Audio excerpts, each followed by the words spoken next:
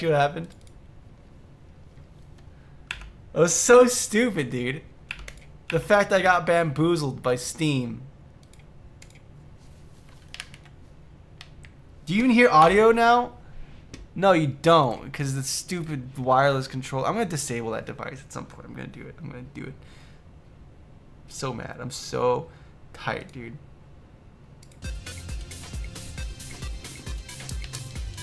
This doesn't work. We're just gonna. Yeah, look at that. Yeah.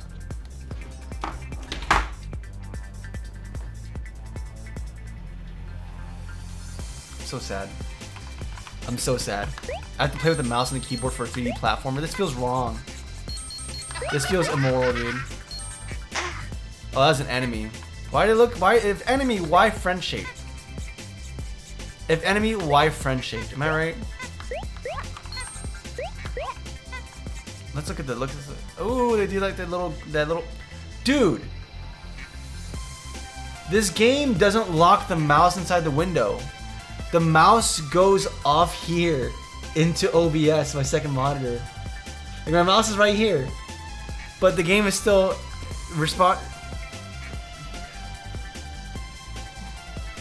This game's $1.99. I'm not gonna be mad. I'm not gonna be mad. Like, you did 90% of the game. Like, why? Why get that wrong? It's not that hard. You can run. Okay, that's cool. Can I jump on you? Let me jump on you. What's the point? It's not Mario. Not a Goomba. I wanted it to be a Goomba. I just wanted it. 0 to 10 unplayable. Yep. What were the developers thinking? Bad game. You can double jump. I figured that out pretty quick, buddy. So I guess I can't fight, alright? I guess I can only survive and run away. Fighting isn't allowed here. It's just like Chicago, for real, for real. Got a checkpoint, nice. Can I blend myself? Nope. I like the squishiness of the assets. It's very nice, very pleasant. Is there any point to this over there?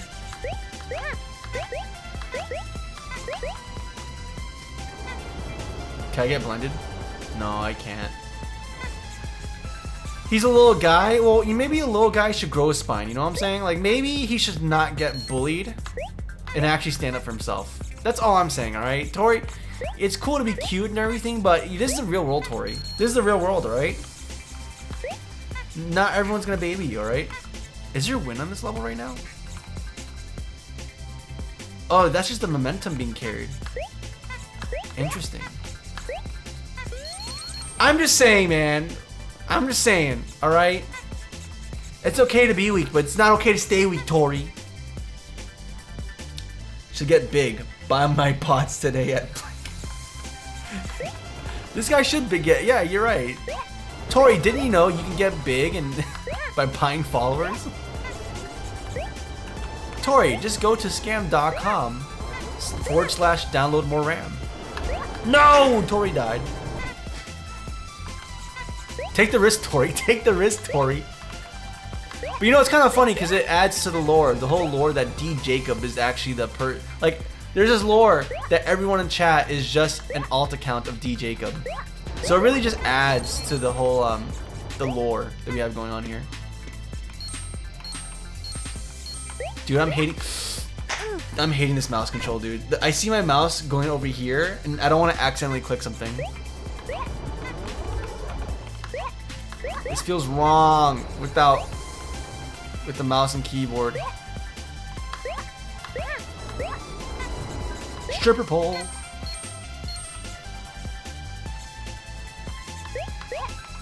Okay. Yeah, I'm taking the N64 Retro Revival. Though this one isn't quite N64 because the N64 didn't really show pixelated textures. They always did this kind of aliasing on it, or filtering of the textures, which gave it that distinctive N64 look. Instead of dead internet theory, D Jacob internet theory. Dude, actually, that's such a good idea. That's we have to call it that. Yeah, it's more PS1. The only thing is that the PS1, they didn't have normalization of the vectors in the vert shaders. So you got that, you had that wobbling vertices effect. And this is gonna be a PS1. It's 90% of the way there with the low poly and the unfiltered textures. It just needs the vertice wobbling and it'll be right there.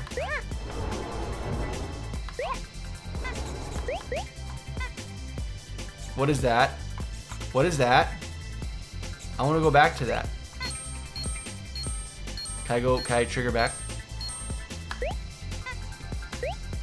I want to go back.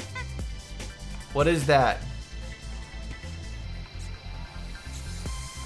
Alright guys.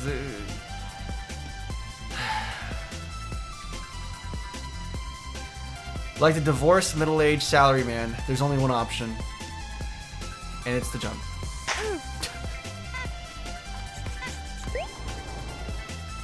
Just fly over there?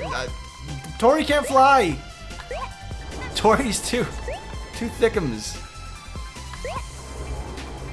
Too thick.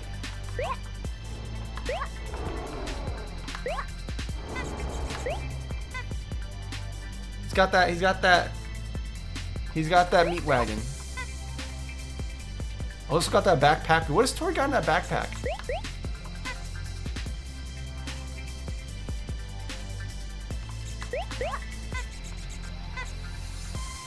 Okay.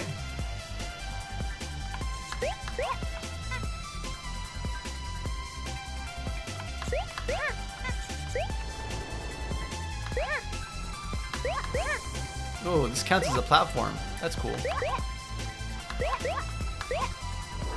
Okay, let's go into the void, guys. Oh, come on. Okay, I guess it's not meant for us. His life savings are in the backpack there. There's nothing in there. He's in severe debt. Well, I mean, his life, if you want to talk about life savings, sure, his backpack might be empty, but, you know, his stomach's not. I bet Toree still has 2 good kidneys. That's like a spare like couple grand right there, you know? Toree's got his kidneys. He's got his eyes. You can always, you know, there's still a way out. His hopes and dreams are in that backpack. Oh man, would it be morbid if it's like the head of his loved ones? What's in the backpack, Toree?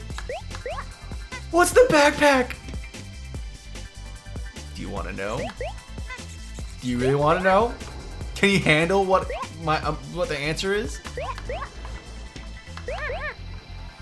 What's in the backpack, Toree? I can see Toree being like a murderer. Look at those glasses. That's deranged.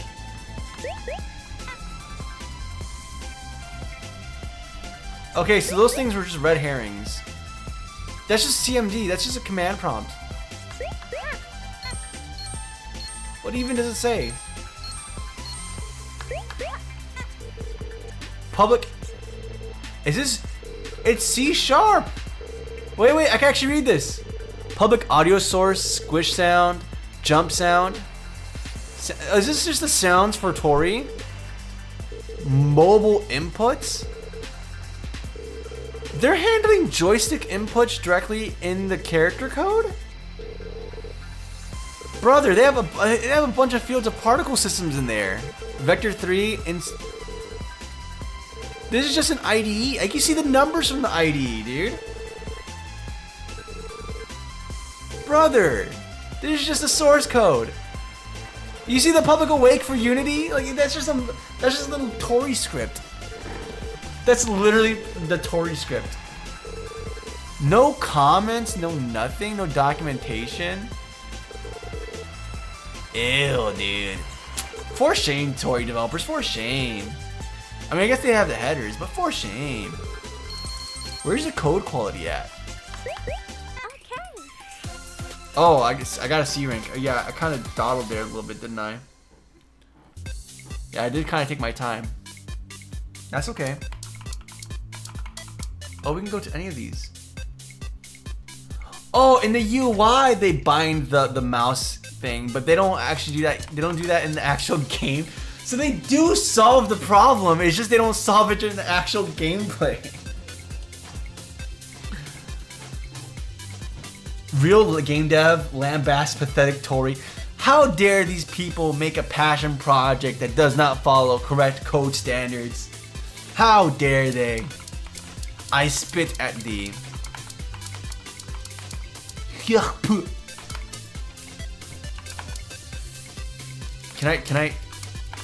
I can't proceed? Oh, I have to press the enter button. That's disgusting. Maybe I'll do that one day. Maybe I'll do a real game dev judge's code. Like decompiles a game project and does a code review of it. It's very Sonic feeling.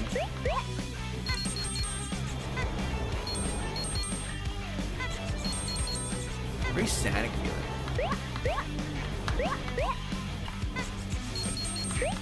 You know, it's kind of nice. This is a simple game. It's straightforward. It is what it is. It's a simple. You're going through a little area. You know what would be kind of cool? Like, we have Mario Maker and Mega Man makers, right? But how many 3D game makers is there? Like, where like you can create your own 3D level and have people play it. Like, I think the closest we got is like Little Big Planet, right? Or like you know, mods on Doom and whatnot. That's cool and everything, but it'd be kind of cool to make a simple editor. Dude, I almost got there. No! Minecraft modded. I mean, yeah, Minecraft modded, yeah. But I want like basically a consumer-facing, easy game engine for like something simple like this. Like as simple as like this. Like take like Little Big Planet structure where you can have co-op and all that stuff. Add tools to make like narrative. Ah! 3D game makers, that it's difficult to make that user friendly. It's a lot. Yeah. So here's the thing, right? So I talked about how I had a long-term idea, for a creative platform for making stuff like this, right? And the idea was that instead of only having one way to make levels, which is like through desktop, I would make an editor for both desktop and for VR. And for mobile as well, right? So that if someone wants to make a 2D game, they can just do it easy peasy on desktop or like mobile if they want to. But if they want to make a game in 3D, they can also use a VR headset, have an editor in a VR headset, which I think will be a lot more better tuned for this kind of thing, especially for like a younger audience, let's say, right? Like, I think that would work out really great. Now it'll be complicated to like, you know, basically create 3 different editors for 3 different platforms. But at the same time, I think it's definitely doable. I think it's definitely possible. And I already had to create something like that at my day job. So like at my day job, right, we work in a VR company for medical, right? And we basically create a Photoshop but for 3D skeletal structures. So like it has a huge suite of features that are very much like Photoshop but 3D for skeletal structures. So, and it's like something even as simple as global undo redo is a very complex thing, but we've managed to make it happen, right? Where every single like modification you do to like meshes and to geometry and everything is fully undoable, redoable, and can be networked online, right? Halo Infinite Forge does have some better options for creatives in 3D space, though it has a high barrier of entry. Yeah, that's the thing. Like, I want there to be a relatively low barrier of entry, And I want people to be able to enter it from a bunch of different... I want it to be very accessible, not only in terms of its UX, but in terms of the platforms, right? So if a kid only has mobile, then they can create and play on mobile, right?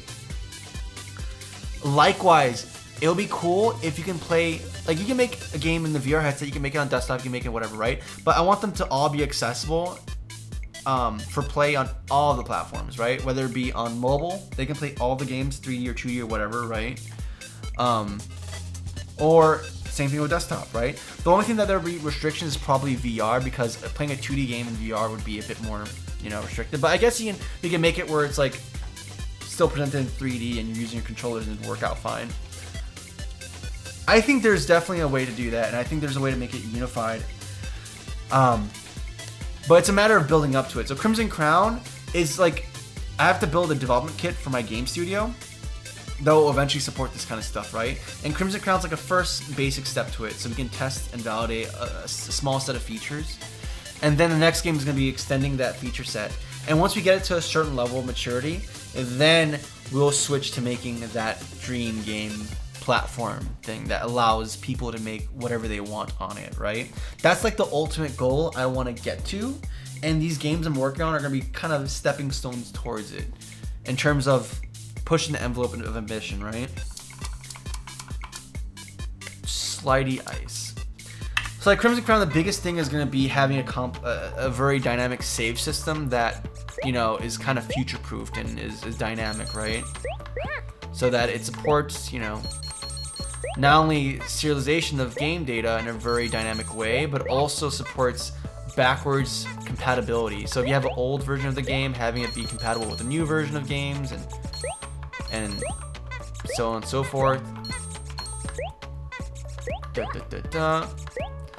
And just figuring out just the general data structure of everything. So that's like my headspace for Cozy Cabin games. That's like the ambition I have for the future. That's something I want to make. I want to make something that enables people to be creative in the same way I wasn't able to be creative when I was a kid. And it sucks that Little Big Planet is gone, but at the same time, it kind of leaves a market void, right? Minecraft exists, but it doesn't fulfill that same type of niche, I find, right? It's still at its core a survival game, and you're exposed to that, and you can do a lot of other things outside of that, and you're very much not limited in that regard, but I think there's something nice about a game where it's explicitly packaged, where that creativity is like the explicit thing that you're brought into, and you're showcased how it's done in different ways. Like the story mode for Little Big Planet is all built with tools that are accessible to the player, right? And I think that's really cool. And I think having a central kind of narrative alongside those creative tools is very helpful for onboarding and enabling that stuff.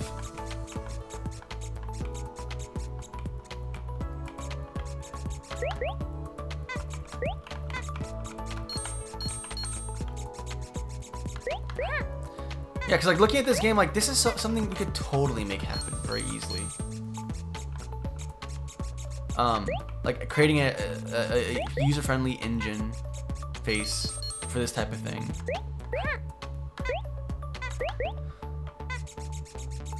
I think it's totally possible. Pretty sure he'll... I need to try out Forge though. I watch a lot of people play Forge and do stuff in it, but I've never actually used it myself, right? So it'd be kind of cool to get a feel for how people used it. At the same time though, when it comes to UX, what kids nowadays are used to interacting with are not the same as what kids were used to back then, right? Like you've probably seen it where kids are more comfortable with tablet controllers compared to actual game controllers. That's a huge change in UX. Oh! Brother, that was violent. I was like, oh, that's a cool little thing, and got ya. That was very violent. I'm sorry, Kiwi.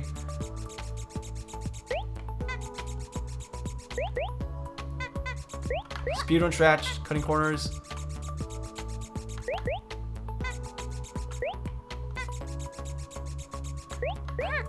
Yeah, keep building that momentum, baby.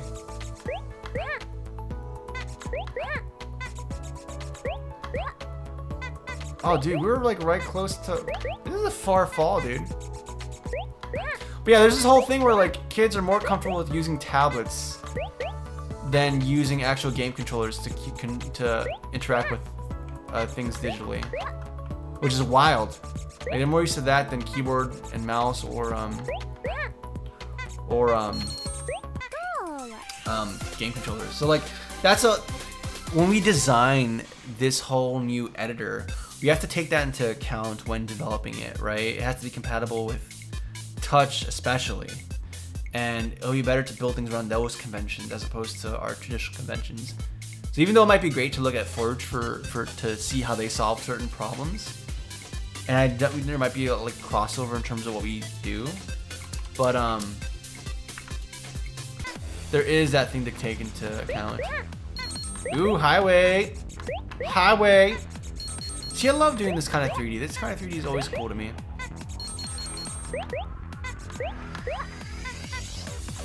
Ooh, they're moving a little bit. Jimin and Jocelyn. I have to like actually wait for them to move the way I want it to.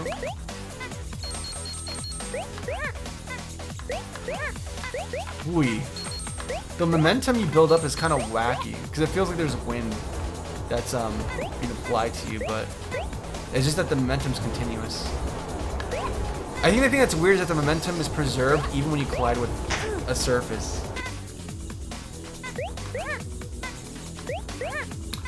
Oopsie. Also, multiplayer balancing all the different platforms so mobile can be played just as good as PC players. Yeah, that's gonna be the thing, right? That's gonna be the tricky thing, right? Because desktop is gonna have a lot more access to, you know, things like that, like game pads and whatnot, right? So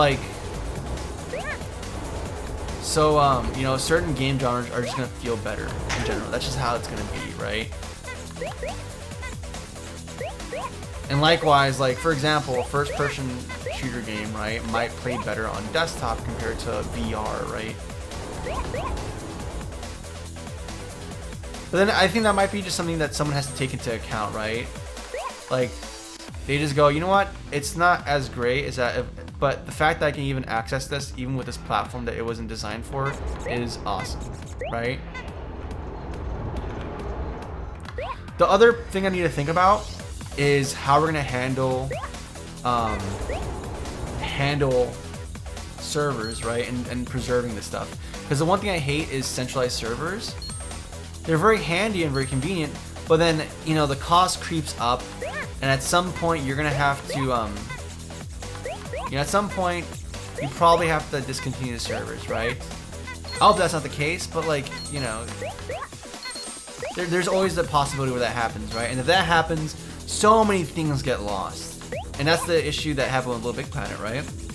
I want it to be where this game thing I create, I want it to be where it can function independent of any central servers. That the game content doesn't have to be hosted, or it can be hosted in a variety of ways, whether on a central server or something more distributed. I don't know, right? Maybe a user decides, you know what, I'm gonna take responsibility to host it, right? And if you want, you can find it by entering a certain code and going to a website, whatever. Like, there's gonna be a way for people to self-host things, so that they're not reliant on a central game client or a central game server. That way, even if something goes bad, the game can live on through the community itself. I want to afford that. But then that also means, like, there's more consensus, more things to deal with, you know? Like, online networking, I would have to provide either multiple options, so either do peer-to-peer or do, or provide options. Like, we can have like the central server option, but then you can also opt to do peer-to-peer and do it that way. And then that's a whole thing you have to balance now. Damn. This is tricky, man. This ice block thing is tricky. It's just the fact that you have to wait for the right timing. That I'm not too. I don't like it. Alright, we get to the ice trucks. He was moving away. If you're gonna play better on desktop, but I can feel like discount John Wick when playing in VR. Yeah. Yeah. It's just that movement is tricky in VR when it comes to first-person shooters. Cause like using the analog stick to move like a regular game, it just feels a bit disorienting. But then what's the alternative, right? I don't know, maybe I have to play more VR shooter games and get a feel for it.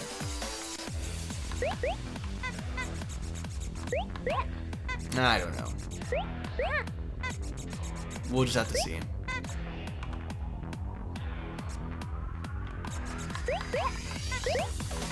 Please, slow down.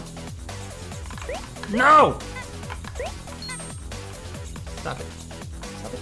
Stop it. Stop it. Stop it. Stop it. Please. Oh, please, synchronize. Synchronize. Yes. We synced up, baby.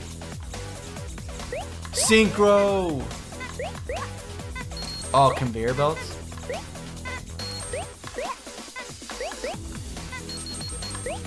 Don't you move away from me. No! In-play shooters like shooting. Well, here's the thing, right? Like, if we allow creation on desktop, there's people who want to make actual proper shooters on a desktop, right? That are not stop and pops, but are actually very much dynamic, right? And we can afford that feature set. And it's gonna work great on it's gonna work great for desktop players and maybe even mobile players as well, right? But then like for VR, it's just gonna be weird or awkward or not quite the same thing, you know? Like the issue comes from the fact that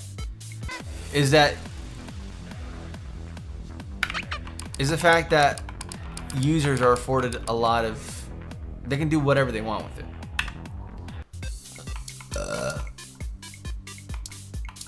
Oh, but I can still, okay, we're good.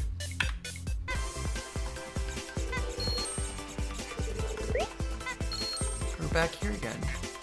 It's faster though. I didn't get all the stars, but I don't care. I don't know, or I'm thinking about it. Maybe we do genre limitations. Maybe we don't allow shooters. Because Dreams, like Dreams is a good analog to look at, right? Because that's kind of, Dreams is the thing where they allowed to go into 3D, and as a result, but for some reason it wasn't quite successful for a bunch of reasons, right? It's like, it might be a thing where it might be better to provide genre limitations to provide at least some unifying identity to the game, where you can look at what is made with it, you can tell it's made from that. Not that you can't do that with Dreams, but you know, like add some restrictions that people work around. I don't know. We're thinking. Oopsie. We're thinking in this is long term. We don't have to worry about this now. But this is good stuff to think about at the very least, because it's stuff after. Oh my goodness, what's happening? Why are we nightmare-y? Why are we creepypasta? Why is this becoming a creepypasta? Why do things go from cute to scary? You know, it'd be a great game to play, I think, on stream. I think Marina would be a great game to play. Yeah, I'm not comfortable here. I'm not comfortable here, buddy. Buckaroo. Pal.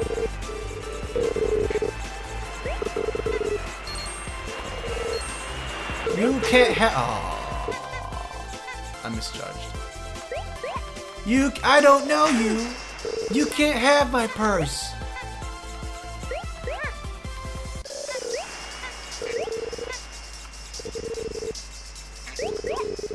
This game is so simple, but it's delightful for what it is. I can see myself killing time trying to perfect it.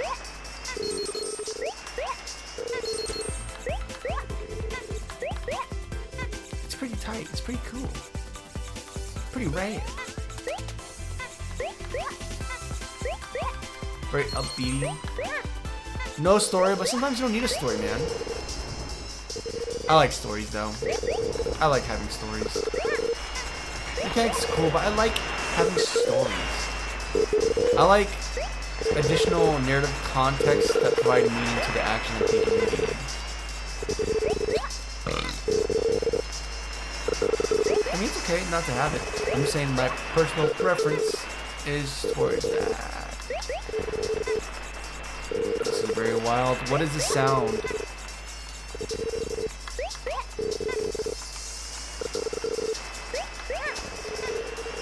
A Toree hater becomes super fan of Toree. Hey, I wouldn't go that far. Oh, we can see the bad game, the bad game code. Wait, I wanted to see the bad game code. Okay, not bad game code.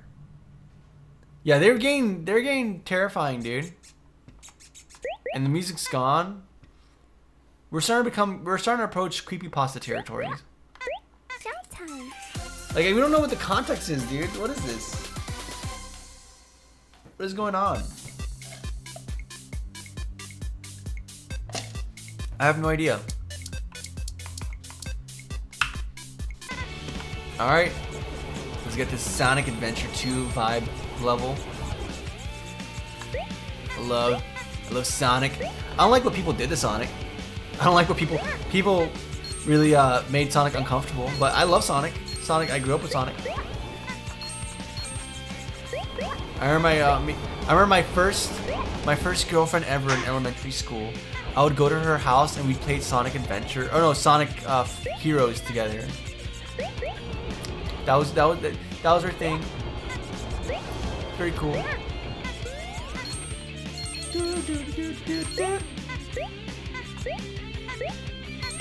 Yeah, low-key, I think she was a really big weeb. Like, she introduced me to a lot of the stuff. And like, she was like it's kind of wild because she was like a 4th grade or 3rd grade we were together during that.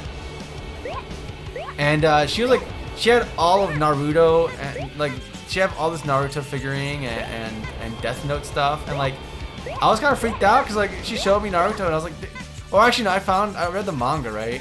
I'm not sure before or after. I remember seeing the Rock Lee fight on YouTube, and I was like, oh, this is kind of tight. And then I went to the library and read it.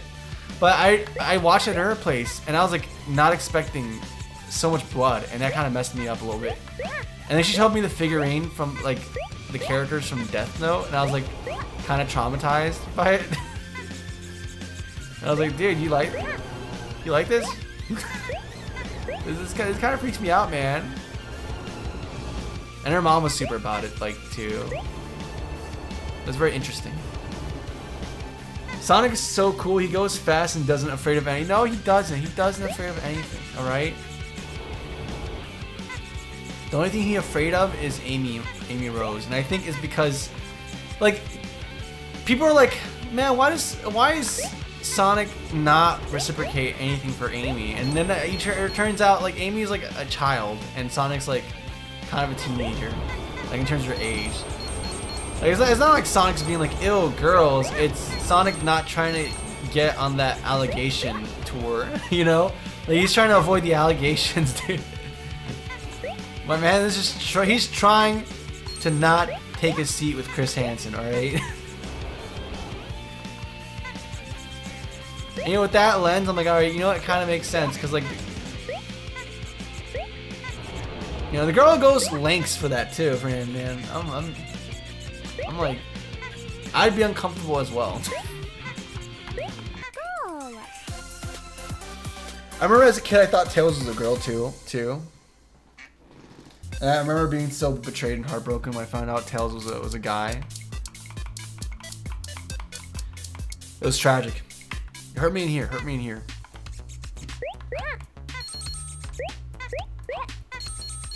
Oh, I just realized he has earmuffs. Toree has earmuffs. That's cute. So guys, how would you feel if I make a game console? Low key, I kind of want to make my own game console. I know there's no point in doing it. It's probably really stupid. It's probably like a boutique little fun little thing, but like the Atari game console. That's also a very kind of gimmicky kind of thing, but at the same time, there's something kind of cool. There's something cool about having your own platform and be like, you know what? This is my game platform. I can make it, create the experience I want to create it in.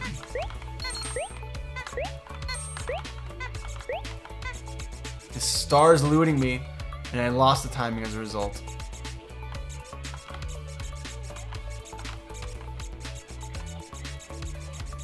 There we go. Hop to cancel. Momentum.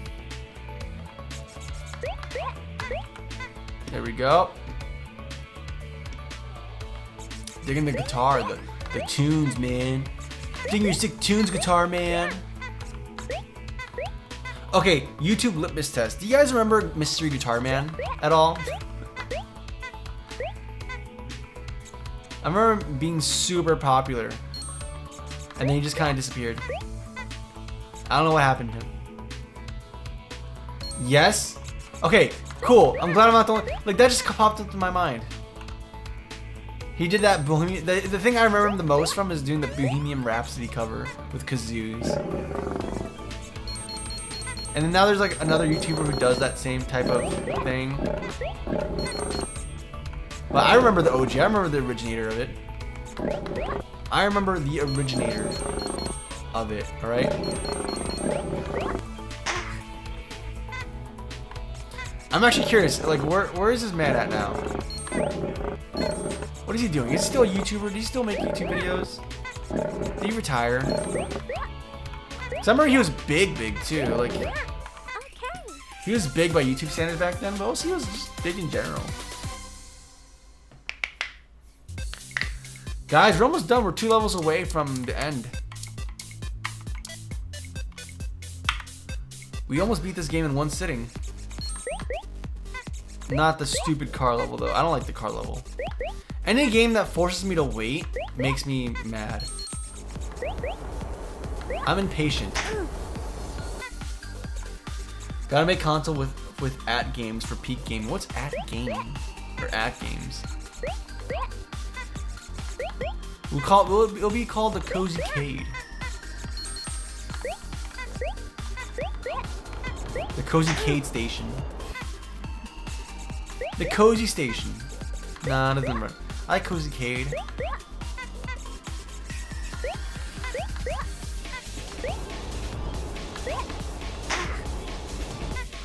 Just looked up the guitar guy. He hasn't done much recently, but he's been around in the last few years. Okay. He's probably in his retirement mode. Is he doing vlogs? I was about to say, like, if I were to retire from YouTube, that would be my retirement plan, just doing vlogs. But at the same time, I feel like that kind of sucks the life out of it.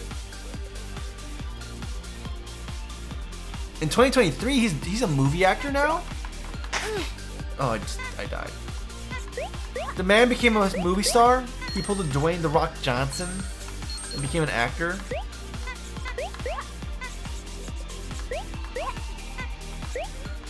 I want them stars. I want them stars.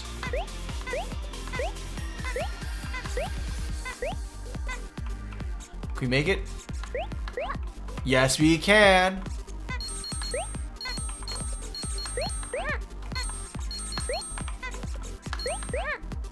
Gosh, look at that skill. Look at that skill, the finesse. Gosh, the calculation. What am I doing? Why is that? Why? What?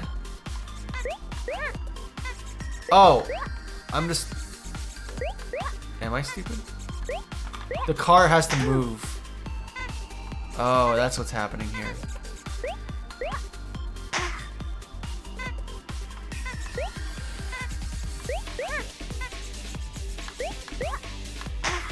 Oh, brother. Oh, brother.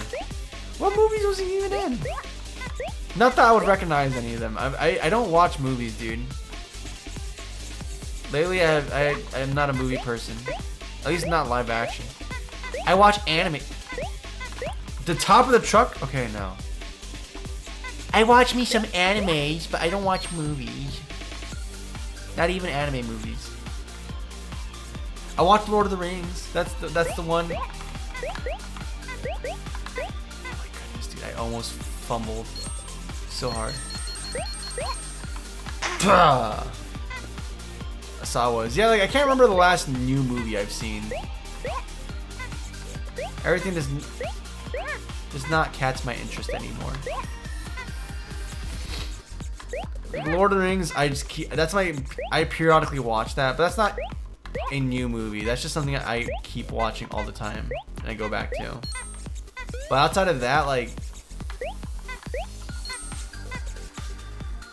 maybe some I saw some Korean shows at some point, some romance Korean shows, but that's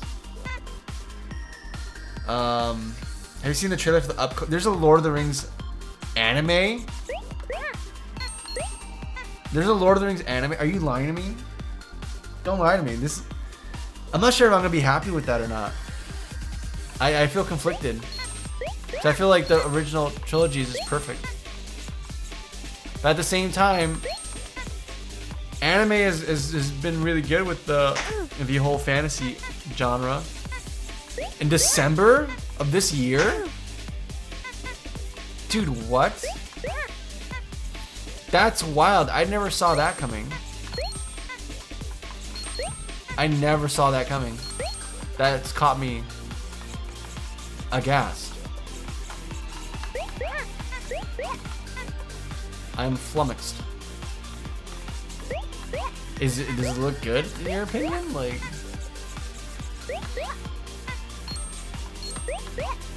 it's gonna be weird not to have the original cast.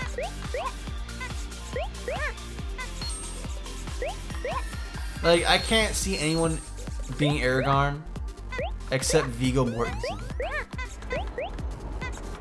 You know, like I feel like they're so perfect. It's gonna be hard to imagine anybody else in those roles.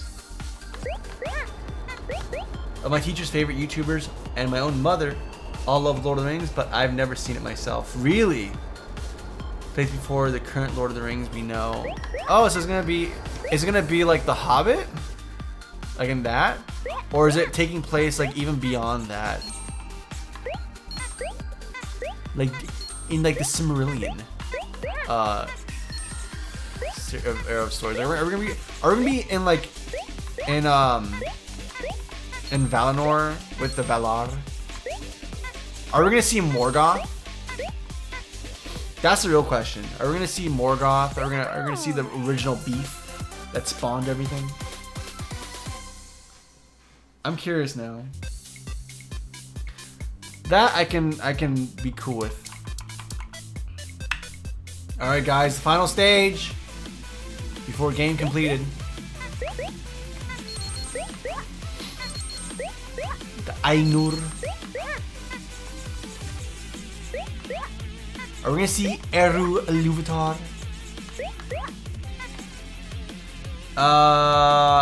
It's like the Battle of Rohan. It's looking interesting. Battle of Rohan.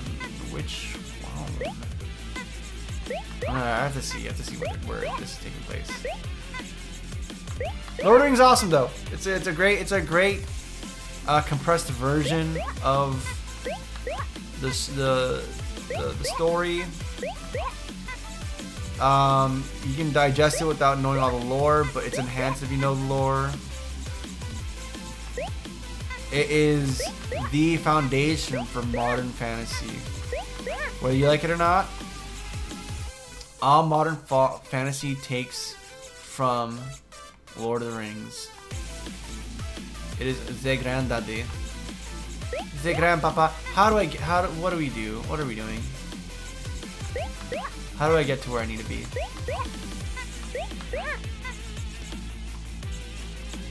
I have to risk it for the biscuit? I can't make that. I'm not making that.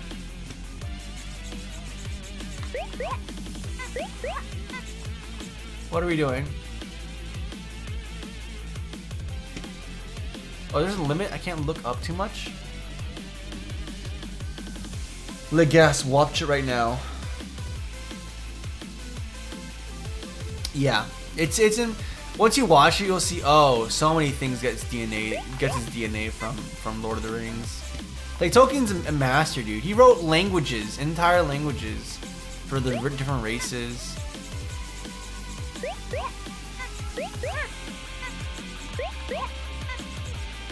All right, we're just gonna have to climb up, right? I can't look up. That's the stupid part. But it's fine.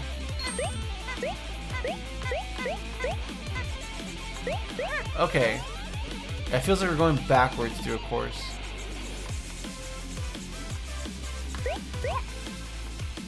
And it's a hodgepodge of all the different tasty ramen. It's a hodgepodge of a bunch of different assets from all the previous levels. That's pretty cool. It has a very strong drop-down shadow. Reading it before you watch the movies is much better since you get to use your imagination. Oh, that's debatable. Like, I agree. You get to use your imagination to craft this world together. On the other hand, though, because you do that, you come into this movie with your own preconceived image of everybody, right? And even though the casting's awesome, no matter what, when you have your own image of who these characters are that you've read during a long duration of time, it just feels weird. It feels different. It feels odd, right? But I get what you're saying, because then when you read the books, if you watch the movie first and then read the books, then you can't really use your imagination. You just have the characters from the movie imprinted when you read it, right? And it feels kind of weird having to like hodgepodge, make new images for characters that weren't in the movies, like Tom Bombadil, right? You have to make up your own image of him. Nope.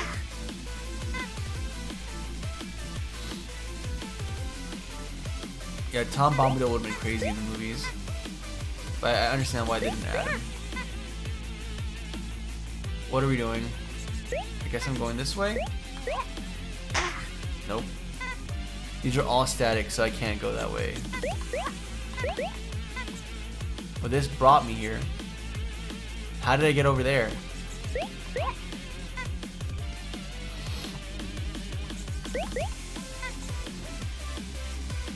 We're almost done, dudes.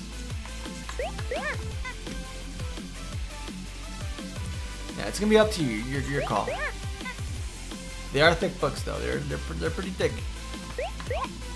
And you know, much like the Bible, especially in the Old Testament, it has a propensity on occasion to like go on to stop what it's doing to talk about the lineage of a bunch of people. And then you have to like, okay, that's I just learned about the lineage of 6 different people. Let me try to refocus on what's happening in the context now.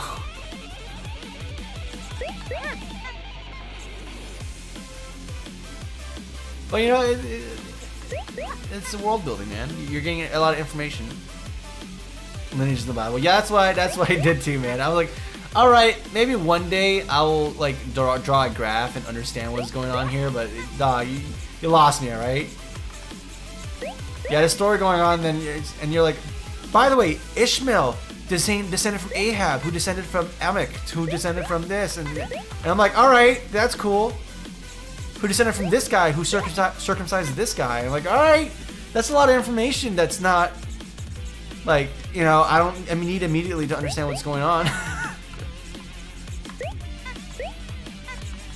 But in the lore, you know, it's just nice to have the extra world building. What's happening? Things are moving. Oh, dude. Oh! Oh! Oh! There we go. There we go. There we go, brother. There we go, brother. Let us get these stars. Let us get these stars, my brother. My friend.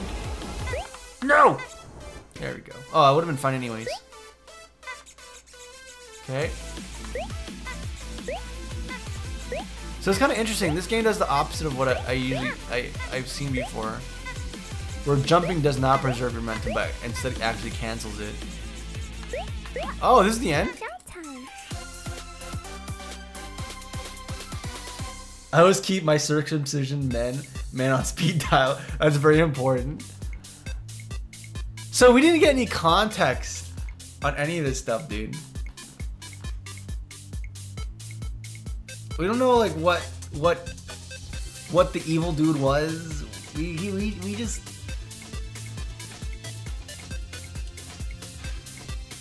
He's got his ice cream at least. He's got his ice cream. Out of 10, I'll give it a 10 out of 10, man. I mean, it's a short, enjoyable thing. I can see myself going back and try to complete some stuff and try to unlock the characters. There's some secrets here for sure. There's gotta be, because there's these 3 other characters. Special feature, none. You're basic, Toree. Ramen dude. Is that the ramen dude from the poster we saw at the end there? This is clearly a, like, there's clearly a portal thing.